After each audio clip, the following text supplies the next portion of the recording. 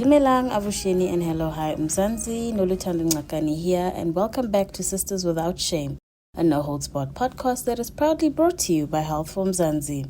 I am here to walk with you on your health journey as you seek the answers to those weird lumps and pussy bumps you are too scared to speak of in public. This podcast is a safe space.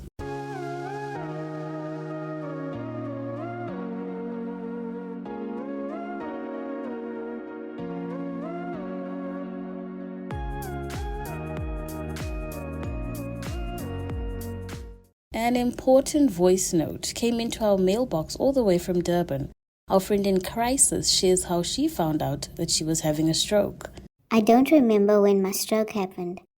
I must have been asleep. The one thing I think I can pinpoint maybe, I thought I'd fallen asleep, but my husband came in the room and said that I was just laying there. I don't remember anything before me asking why he woke me up. The most stuff I've read, the people have felt something or knew about it. I only went to casualty because I also found out recently that I have lupus. None of my doctors could see me the same day. I knew something was wrong. I had no clue it was a stroke. This week, our guest is Dr. Patty Francis, who is the current president of the Neurological Association of South Africa. She has a special interest in stroke treatment and is part of an acute stroke service at Umhlanga Hospital. Her other special interests are headaches, MS, Parkinson's, and dementia. Dr. Patty, what is a stroke and what are the causes and how can you identify when you're having a stroke? For many years, we were hoping that the idea of a stroke being a brain attack, like a heart attack is synonymous with an emergency related to the heart. We were hoping that the notion of brain attack would catch on so that people would become immediately aware that a stroke is a brain emergency. But due to a number of reasons, that label didn't catch on, and possibly with the burgeoning of mental illness, probably isn't the kindest or easiest to understand when we say that it's a brain attack. But basically, that's what a stroke is. It's a sudden vascular problem within the brain, which causes a sudden loss of function. And if it's not appropriately and timeously treated, that loss of function can become permanent and in the worst case scenario can result in death. So basically, a stroke is a sudden vascular event resulting in loss of function due to this vascular damage in the brain. Watching people have strokes through things like the media and stuff like that, they always say that they smell burnt toast. Is it really like that? Not at all. There is no aura. The smell of burnt toast is a sensory aura, and there really is no aura of a sensory abnormality like that associated with an impending stroke. There is no burnt toast aura warning you I'm about to have a stroke. What are the different types of stroke? Will we go into the second part of that question? So just to take a step back and come into the answer to that question, there are primarily certain blood vessels that supply certain areas of the brain, and those brain areas are associated with what we term eloquent functions. For example, many people are aware that the left side of the brain is eloquent or dominant for talking. So the comprehension of the spoken word and the expression of the spoken word is mainly dominant in the left hemisphere. So if there is a clot in the blood vessel that is supplying that left hemisphere for speech, then a clot in that blood vessel is going to block off the supply and cause that area to be robbed of blood, robbed of oxygen. Those brain cells are going to die, and that person is going to lose speech completely or partially, depending on how many brain cells will die in that time frame. So the commonest type of stroke is the type associated with a clot within a blood vessel, and that is referred to as an ischemic stroke. Approximately 80 to 85% of strokes are due to clots within specific blood vessels, And the loss of function that is manifest depends on what that blood vessel is supplying. And the remaining 15 to 20% are due to hemorrhages, where the blood vessel ruptures or bursts and blood leaks out. And there's a direct pressure on the brain cells where that clot, that leakage of blood is now pressing on those brain cells, as well as that blood vessel is now ruptured and is not supplying flow appropriately to its destination area. So it's ischemic 80 to 85% and hemorrhagic 15 to 20%. Dr. Petty, what is the impact of your diet on the probability or the chances of you having a stroke?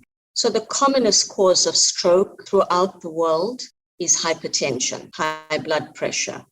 And high blood pressure at certain elevations can cause hemorrhage, or more chronically, without those catastrophic elevations, at moderately elevated levels, it silently causes damage to blood vessels, which eventually over time will result in ischemic strokes. Now, with respect to hypertension, diet does play a role.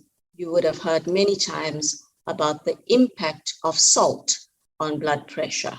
Additionally, elevated cholesterol can have a role to play, and there's a dietary contribution to elevations in cholesterol, although it's not the exclusive cause. There are genetic factors as well, and that's why people are treated with statins together with dietary modifications for cholesterol lowering.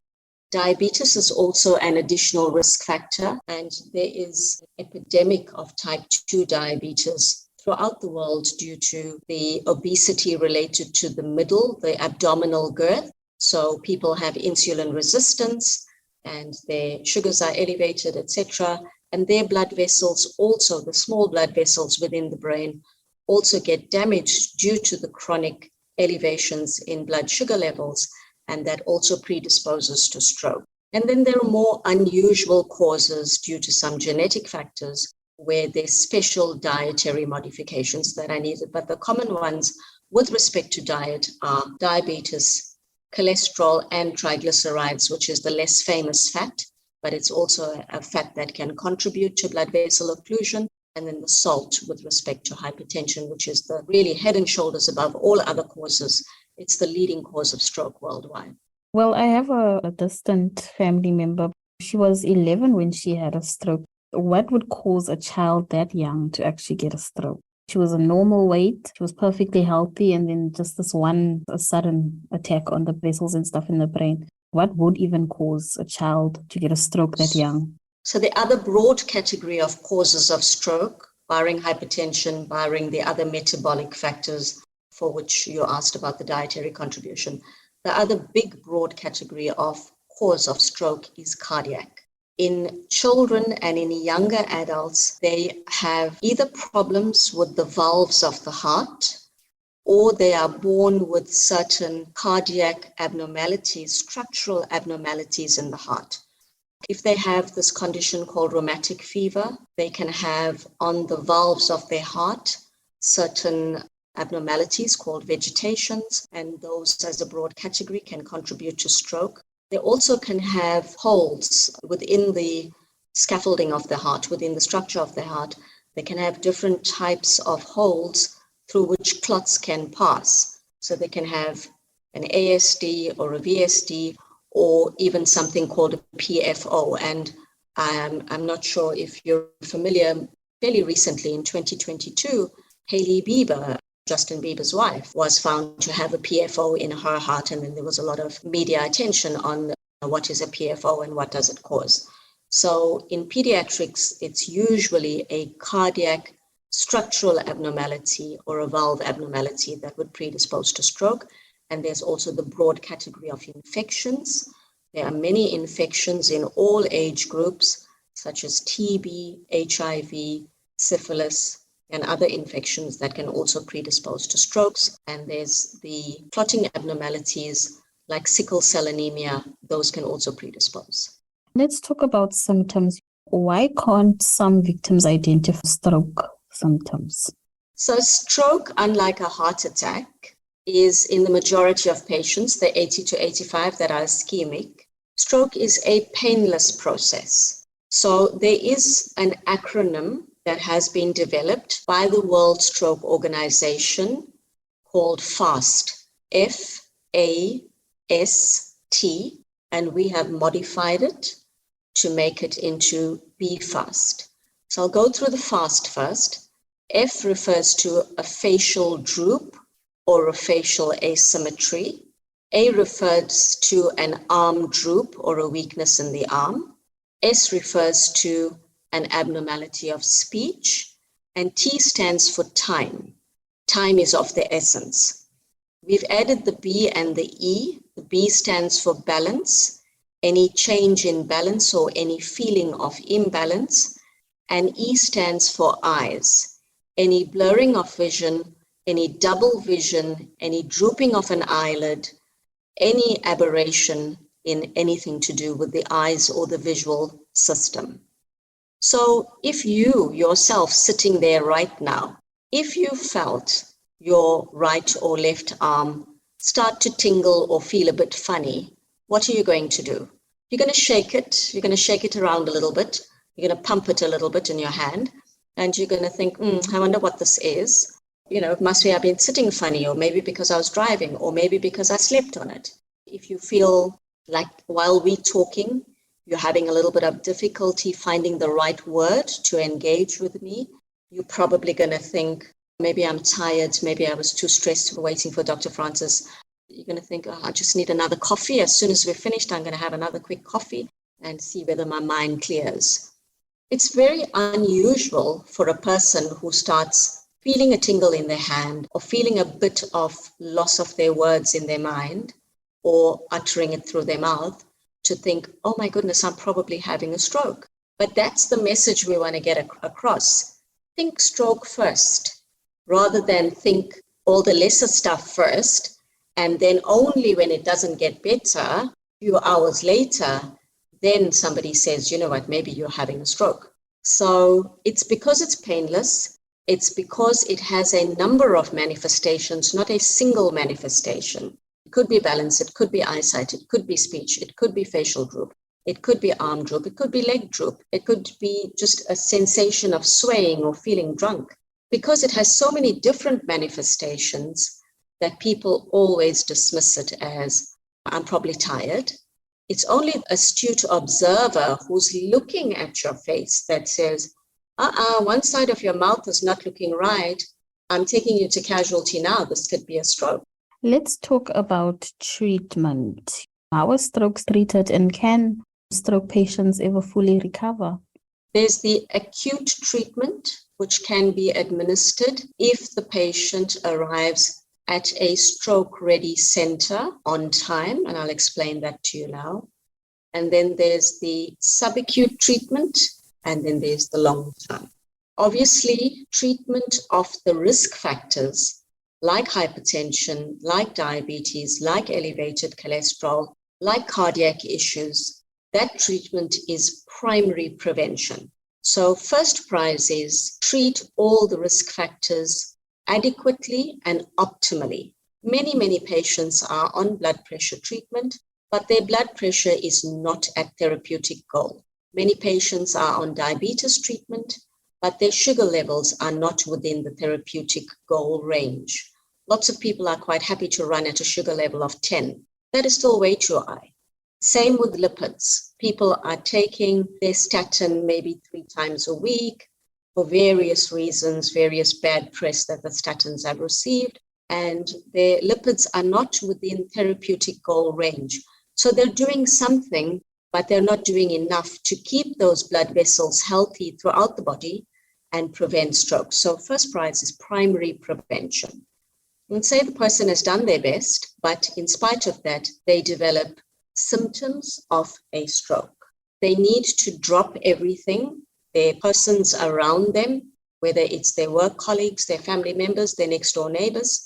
They need to drop everything and get them immediately to the nearest stroke-ready center. There is a statistic that says for every minute of cutting off of the blood supply to a respective area of the brain, 2 million brain cells will die. So for that clot that's sitting in that blood vessel, downstream of it, for every minute, 2 million brain cells are dying. There is a way of dissolving that clot within that blood vessel or extracting that clot from that blood vessel. The ability to dissolve it or extract it depends on how soon after the onset of the symptoms the patient can be attended to. The clot will harden over a certain period of time and will not be possible to be dissolved fully, or will be harder to extract if it becomes hard and it becomes organized and it becomes bound to the blood vessel. Attempting to dissolve it will be futile, and attempting to extract it might actually be dangerous and cause damage to that blood vessel. But more importantly, if that clot has been sitting in that blood vessel for X number of hours or days, you can do the calculation of how many brain cells have died. And even though one can adequately do the plumbing and clear up that vessel and restore flow, you're restoring flow to an area that is largely dead, and you cannot reverse the loss of function. So the research has shown us that dissolving clots within 4.5 to 6 hours is the optimal period to do it safely and to do it with the possibility of recovering function appropriately. There are some studies that now show that up to 24 hours, one can safely mechanically remove that clot. But I think it's still a moot point as to whether function can be restored to the individual, even though one can safely complete the technical aspects of the procedure. How much function can you give back to that patient? So the absolute buzzword in the field of stroke care is time is brain. Act fast. Get to your nearest stroke-ready hospital immediately. Don't even wait for the 4.5 hours and 6 hours. Sometimes people misunderstand that and they think, oh, it's only 1 hour now. I still got 3 hours to go. No. That's the window for safe intervention. You need to get there as quickly as possible to save your neurons. Time is really of the essence. Dr. Patty, can you tell us, do you have to have any other conditions that make having another stroke more likely? What can people do to reduce their risks of having a stroke? As we mentioned early on in this conversation, there are the common causes. There's hypertension, diabetes, cholesterol, obesity. Body mass index is a big factor. So it's important for people to know what is their healthy body weight. We're not talking about aesthetics and appearance, but in terms of their health, each individual should find out what is their healthy body weight and strive to be within those parameters. So there are those medical risk factors. There are the cardiac risk factors. We've talked about the younger age group, the structural and the valvular abnormalities. Then with respect to cardiac risk factors, there's also a cardiac arrhythmia called atrial fibrillation. More and more research has shown that atrial fibrillation is common in many people over the age of 40, and they're unaware of it. And there is a statistic that says that 1 in 4 people with atrial fibrillation will have a stroke in their lifetime.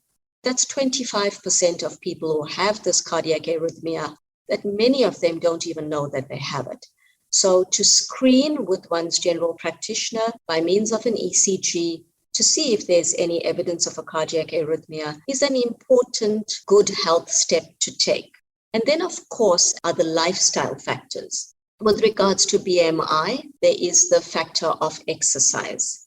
It is now beyond any shadow of doubt that for most medical ailments, not just strokes, not just heart attacks, but even for things like Parkinson's disease and Alzheimer's disease, exercise is mandatory.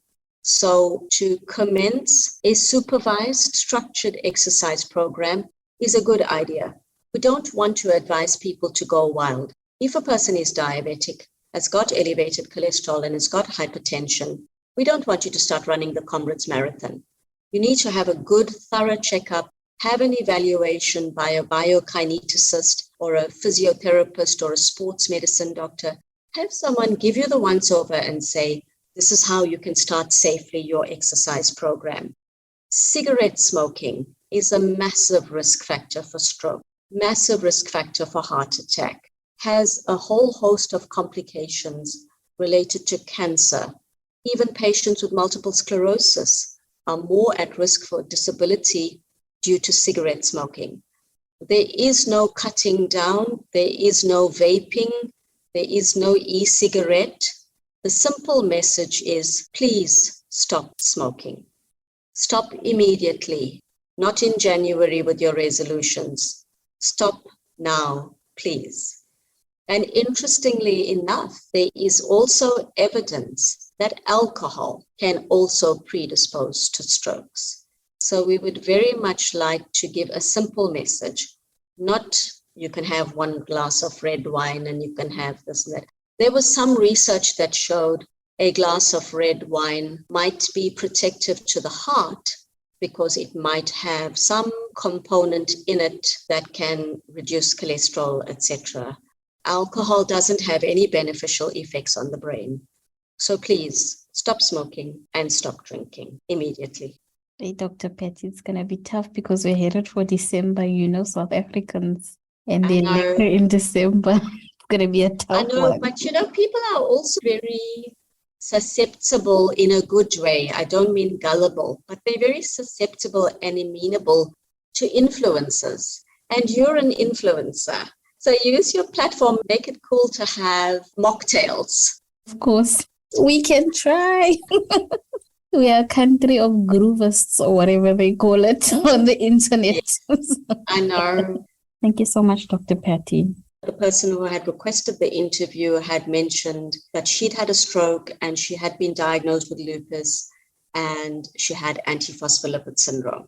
I do want to make that one important point.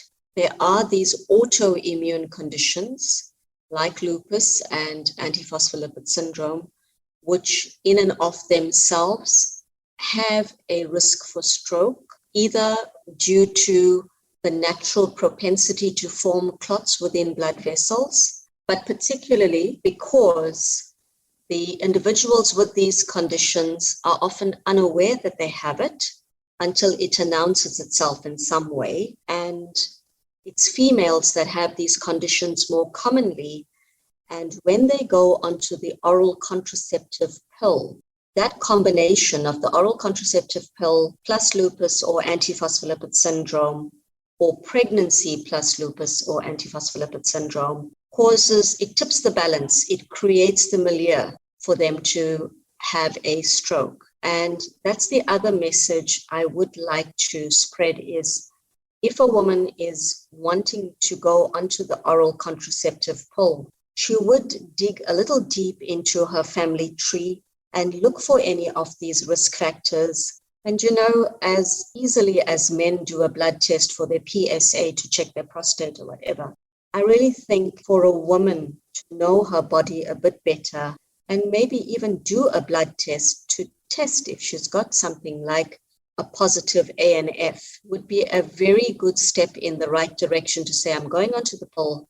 I just want to check what could be my risks of complications, and I would like to do that blood test. It's not overkill. I have a number of female patients. I had one young lady who was 18 years old, and she did not know that she carried this lupus predisposition. And she went onto the pill, and a week later, she had a stroke. She was fortunate. She came to a stroke-ready hospital, which was ours. She got good care on time, but she did leave with a minor disability. So although we can do a lot, we can restore someone to as near normal as possible, but never to 100% to their pre-stroke potential. So I think it's important for women to be aware that the oral contraceptive pill in a certain milieu does carry a stroke risk. So be forewarned, be forearmed, check yourself before you take the pill. Thank you for joining this week's episode of Sisters Without Shame, Dr. Patty. If you're looking for more answers on strokes, visit healthformzansi.co.za. And remember, dear friends, if you are in a medical bind and looking for a shoulder to cry on, you can send an email to hello@healthformzansi.co.za. Alternatively, you can send us a WhatsApp on 076 132 0454. I would never blue tick you, babes.